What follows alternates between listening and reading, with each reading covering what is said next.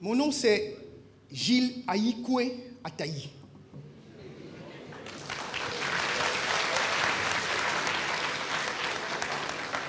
Je suis profondément, intensément, passionnément et même brutalement africain.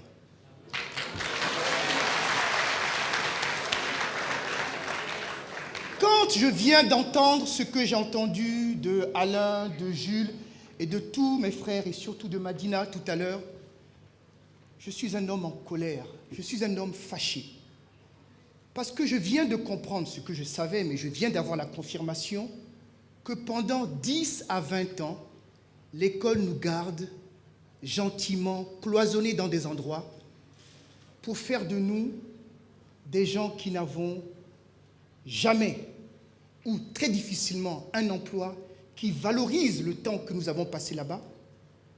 Une école qui fait des sans-emploi, des personnes qui ont perdu confiance, des personnes qui n'ont plus d'espoir. La deuxième chose que je comprends, c'est que pendant 10 à 20 ans, même 30 ans pour certains, l'école n'est pas capable de nous donner une seule promesse. Et la promesse fondamentale devrait être que nous soyons heureux nous aussi. Et que nos parents qui ont tant investi derrière nous puissent pouvoir vivre de ce que nous avons souffert. Parce que l'école, elle fait souffrir. Et c'est pour ça que nous sommes en droit d'attendre, à la fin d'un parcours, des fois chaotique mais réussi, de pouvoir participer à la vie de nos nations. Et même cette dignité nous est refusée. Je suis également en colère parce qu'il vient de répéter quelque chose que je savais, mais il a dit à sa manière, l'école d'aujourd'hui est la fille de l'école de Jules Ferry. L'école coloniale avait un seul but. C'était de former des assistants, des subalternes pour l'administration coloniale, afin que l'administration coloniale puisse prospérer. Eh bien, jusqu'aujourd'hui, ça n'a pas fondamentalement changé, mais pire. Et nos gouvernants ont sur cela une grande responsabilité.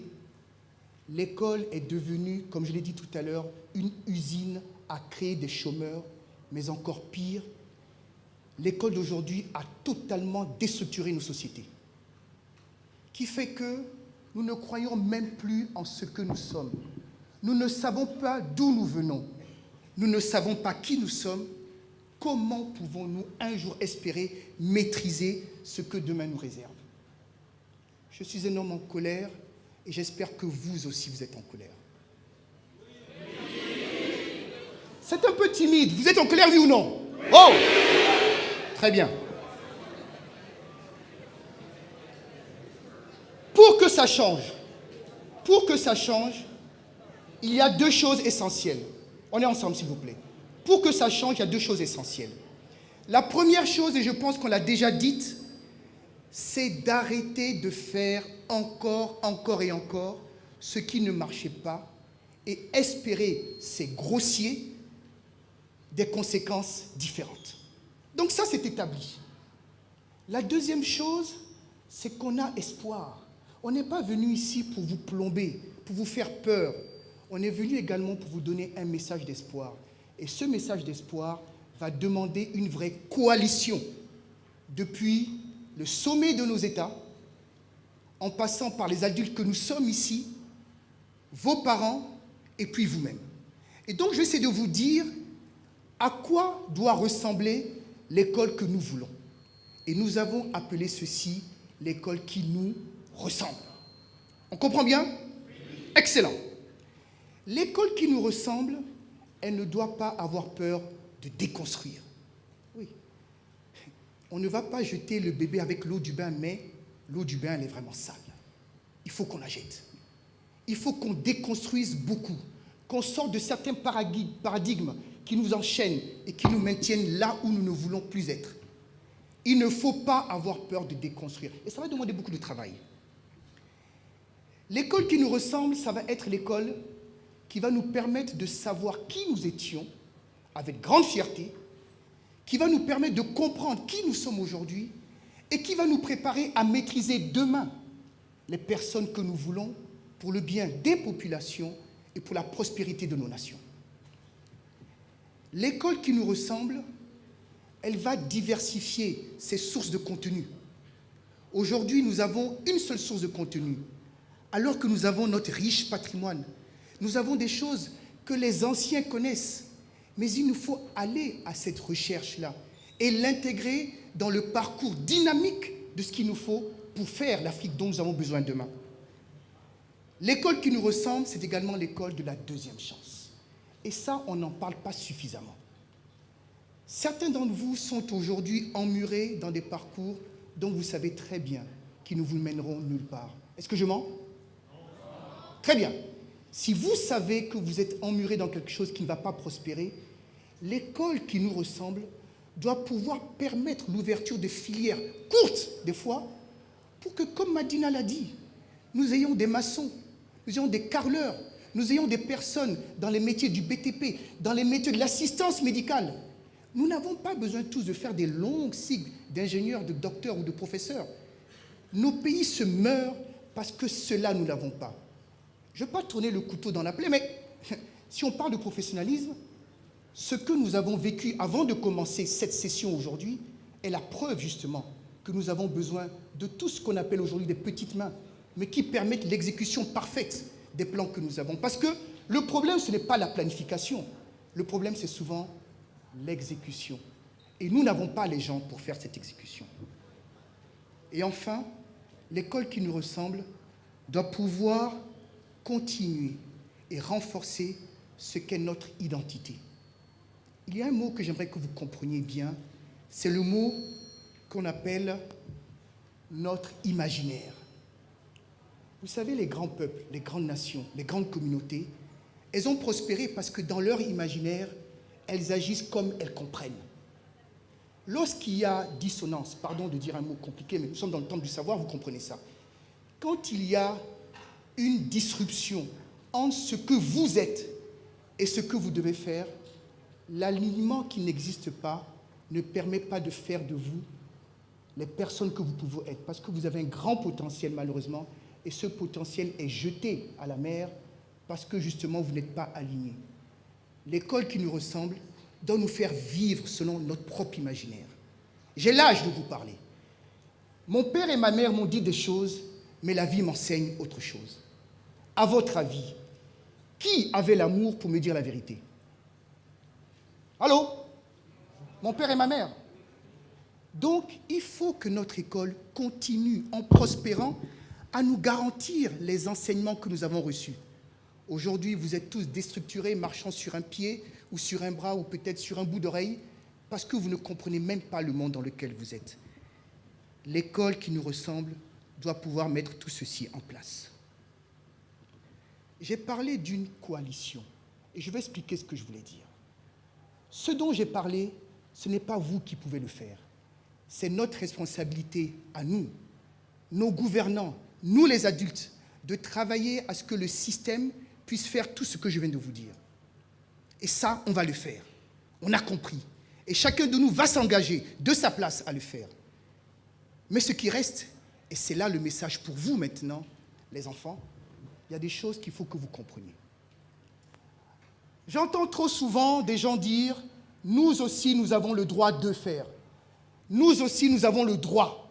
Le mot « droit » revient toujours. Je vous demande solennellement d'enlever ça de votre dictionnaire. Dites « mes devoirs sont ». Et je puis vous garantir, j'en ai fait l'expérience et j'ai l'âge pour le dire, à chaque fois que vous avez mis vos devoirs devant, vos droits sont tombés comme des fruits mûrs. Il n'y a aucun droit qui ne soit précédé par les devoirs. Et les devoirs que vous avez ressemblent étrangement à ces quelques mots. Discipline, travail, rigueur, exemplarité, respect, solidarité. Si vous ne faites pas ceci, vous continuerez à crier tous les jours « nous aussi on a droit, nous aussi on a droit ». Le système scolaire que nous avons fabrique des assistés, des personnes qui tendent la main, qui parlent de leurs droits et pas assez de leurs devoirs.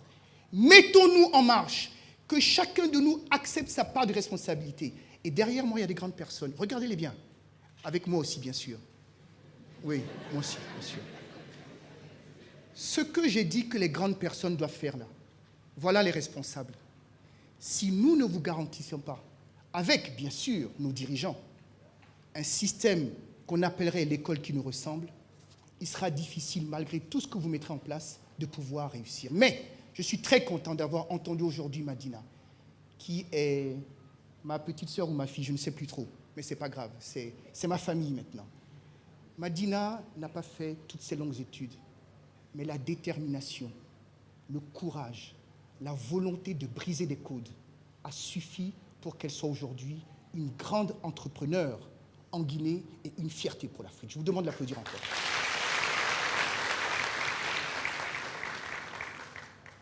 Bref, et ce sera donc mon dernier mot, l'éducation que nous voulons, l'école qui nous ressemble, qui doit être une vraie coalition, depuis nos gouvernants en passant par les parents d'élèves que nous sommes, par vos enseignants et par vous-même, doit devenir demain le fer de lance du développement que nous voulons.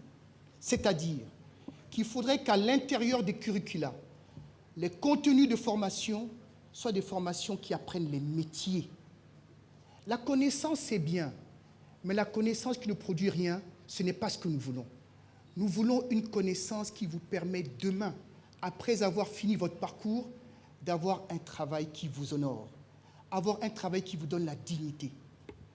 Parce que si nous manquons ce rendez-vous aujourd'hui, et quelqu'un derrière moi dit toujours, nous avons une fenêtre de tir incroyable maintenant, les maladies qui prospèrent et qui nous enlèvent à l'affection des personnes que nous aimons vont continuer à prospérer. C'est inadmissible.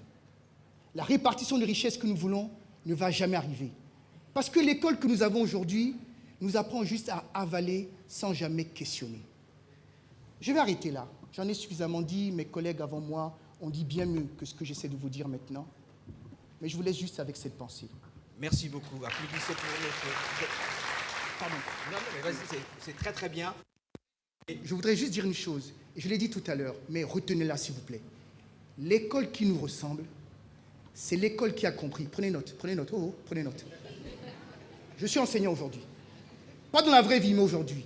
L'école qui nous ressemble, c'est l'école qui, nous amenant à faire nos devoirs, feront tomber les fruits des droits automatiquement. Et si vous rentrez dans cette dimension, mesdames, messieurs, vous continuerez l'œuvre que Mansa a commencée et vous la ferez prospérer. Que Dieu nous bénisse. Je vous aime tous. Merci.